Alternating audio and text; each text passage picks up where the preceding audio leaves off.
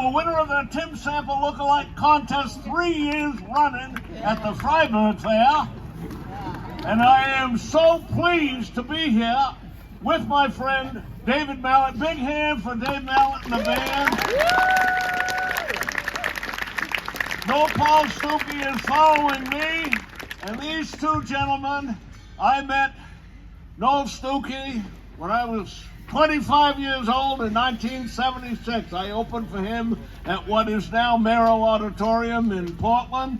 And David and I met a couple years later, and the three of us have been performing all around, I don't know, I think we've done something like 3 or 4 television specials and all that kind of stuff, but there's very few things better than the Common Ground Fair 42 years ago today.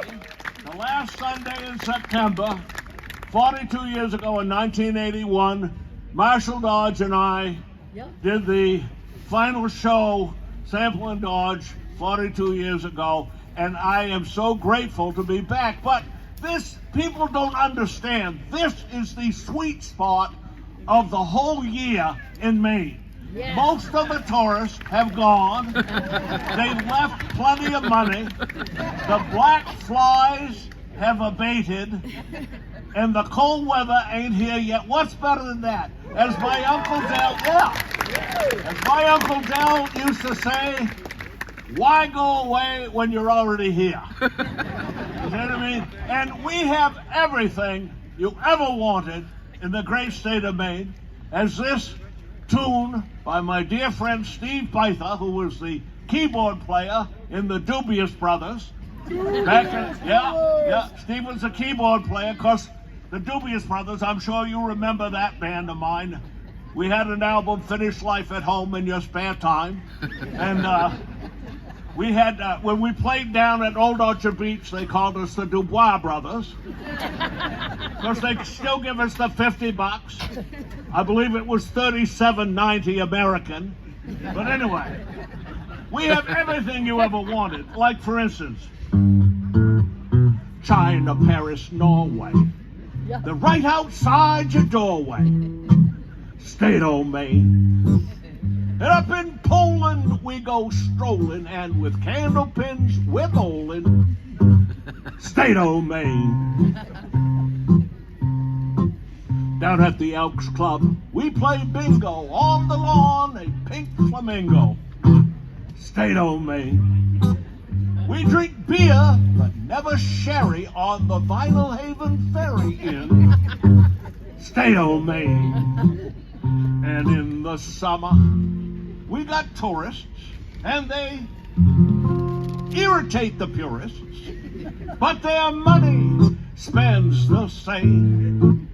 We sell them little trinkets from Korea, authentic souvenirs of State o' Maine.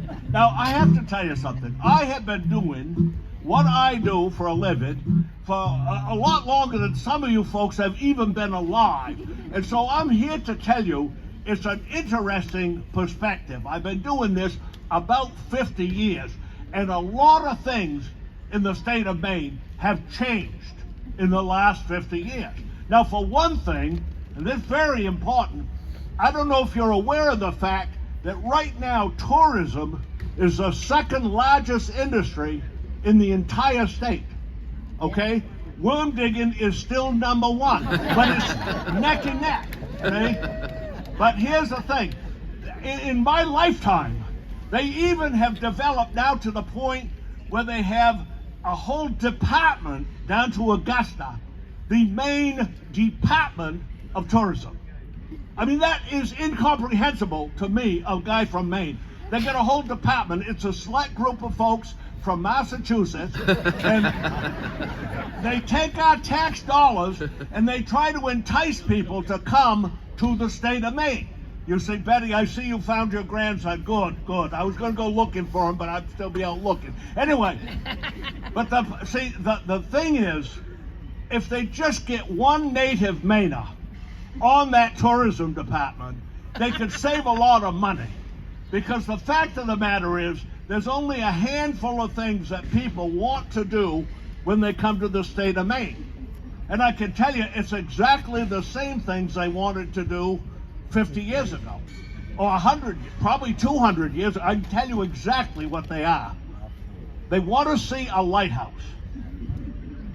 I don't know either. Well, I'm just telling you the facts.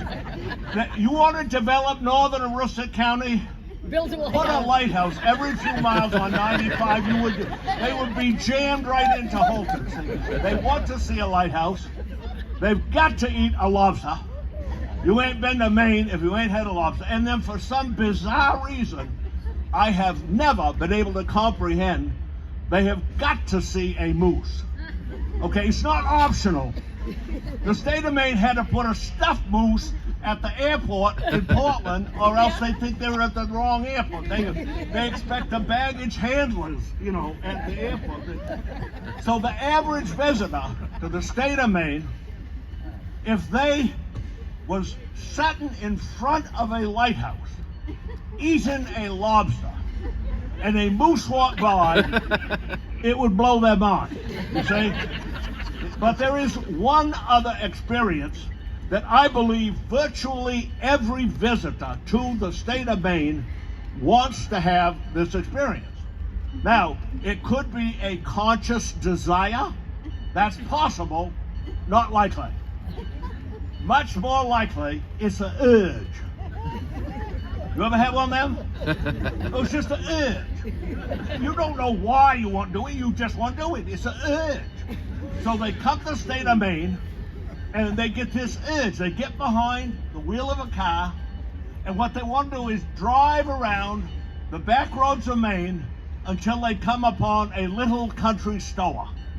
They want to park the car, get out of the car, walk across the road, walk up the steps of that store, and have some cranky old geezer say to them, "You can't get there from here." This is the gold standard. This is what they want.